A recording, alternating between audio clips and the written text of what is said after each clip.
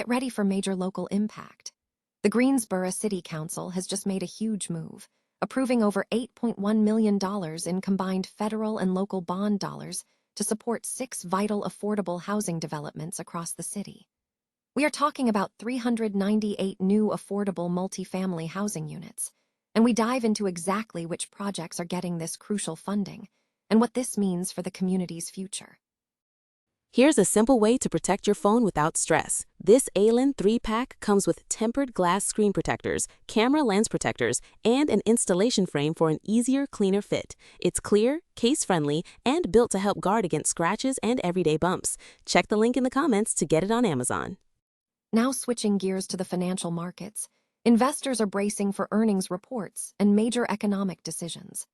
We look at the mixed market action, seeing profit-taking in some hot pockets like the Van Eck Semiconductor ETF and the Roundhill Magnificent 7 ETF, while others are finding rebound momentum in the iShares Biotechnology ETF and the Energy Select Sector SPDR Fund. Find out which specific stocks are seeing movement and where the real opportunities might be hiding. Next up, we look at massive infrastructure progress shaping our roads. Gov. Ned Lamont announced that a massive $712 million highway interchange project is officially on track, with the first phase complete and the next 2 phases moving forward. We break down the timeline, the scope of the work on Route 15 and Interstate 91, and exactly how this project is set to ease congestion across the state. And finally, a fascinating piece of local history. A historic 3-story office building in Norwalk, dating back to 1820, has just sold for a cool $2 million. We explore the details of this transaction involving Park Street LLC and the Norwalk-based Human Services Council, Inc. Don't miss out on all the major news. Subscribe now and get immediate access to all our subscriber-only content. Greensboro has secured over $8.1 million in funding to advance affordable housing initiatives, approving 6 new developments aimed at creating 398 multifamily housing units across the city. The decision was made by the Greensboro City Council during its April 21 meeting. The substantial funding package, sourced from a combination of federal funds and local bond dollars, follows a rigorous selection process. The city's Housing and Neighborhood Development Department solicited 17 proposals in February for gap financing applications, from which 6 projects were ultimately approved for funding. The approved projects include new construction at several locations, specifically Ellington Place on North O. Henry Boulevard, Graceview Apartments on Union Street, Phillips Avenue Apartments, and Southgate Market Apartments on South Elm Street. Additionally, the plan includes rehabilitation work at Partnership Village on Greenbrier Road and Richardson Village II on Dewitt Street. City officials confirmed that the selected projects involve both developers who will be seeking low-income housing tax credits through the North Carolina Housing Finance Agency and those who will not be participating in the program. Awards for these tax credits are anticipated in late August. These new developments are designed to serve a broad spectrum of residents, ranging from extremely low-income households to those near the area's median income level. Construction is slated to commence in the fall of 2027. Market sentiment is mixed as investors prepare for upcoming earnings reports, developments in Iran, and the Federal Reserve's interest rate decision. While market breadth remains positive, with approximately 58% of stocks trading higher, specific sectors are showing divergence. The Van Eck Semiconductor ETF, SMH, and the Roundhill Magnificent 7 ETF, MAGS, are experiencing profit-taking, signaling a cooling off in previous momentum plays.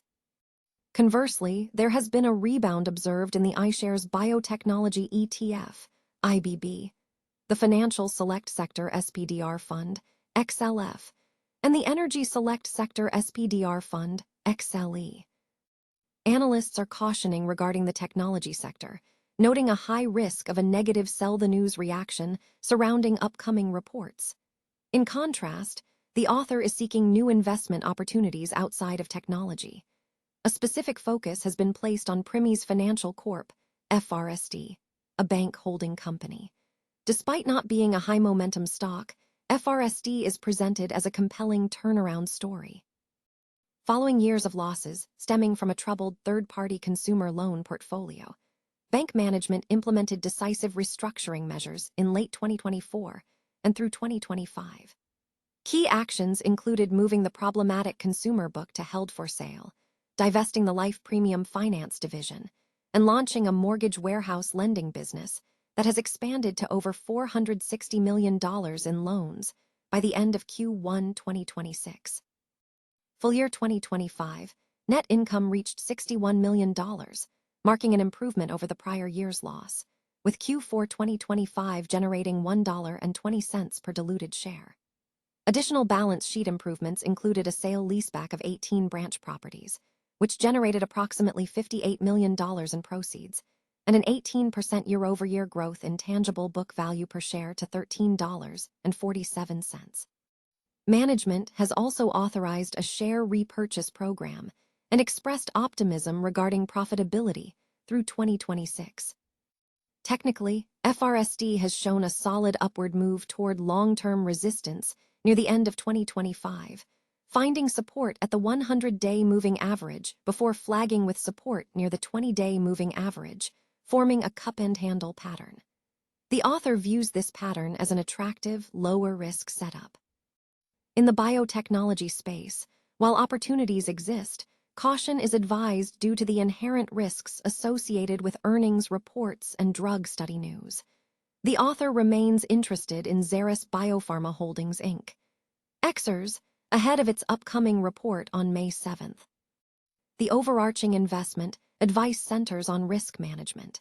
The author strongly advises investors to be acutely aware of earnings report dates, emphasizing that these events represent binary bets and carry significant risk, underscoring the need for prudent risk management rather than speculative gambling.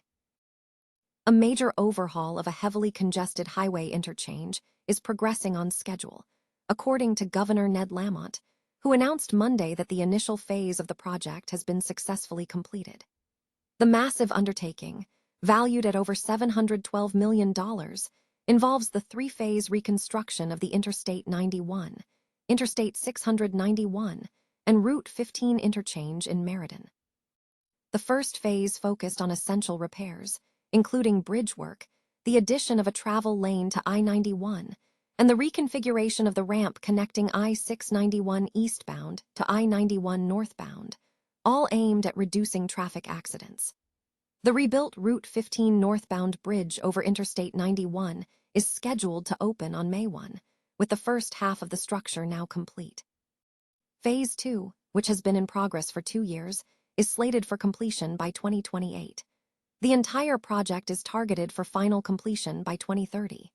Phase 3 commenced in April and will concentrate on the southbound side of the interchange, involving the construction of 2-lane ramps and reconfiguring connections to significantly improve traffic flow. Major bridge work, including on the Murdoch Avenue Bridge, is set to begin this summer. Funding for the project is secured through a combination of state and federal resources. Phase 2 is supported by $50 million in state funds and $200 million in federal funding, largely derived from the 2021 Infrastructure Investment and Jobs Act. Phase 3 is anticipated to follow a similar distribution, with approximately 80% federal and 20% state funding. Governor Lamont emphasized the project's importance, stating, "By modernizing this critical interchange, we will ease congestion for commuters, improve the movement of goods across our state, and support long-term economic growth." Transportation Commissioner Garrett Eucaliddo confirmed that crews are working continuously to maintain momentum while minimizing traffic disruption, urging drivers to exercise caution and allow space for construction workers.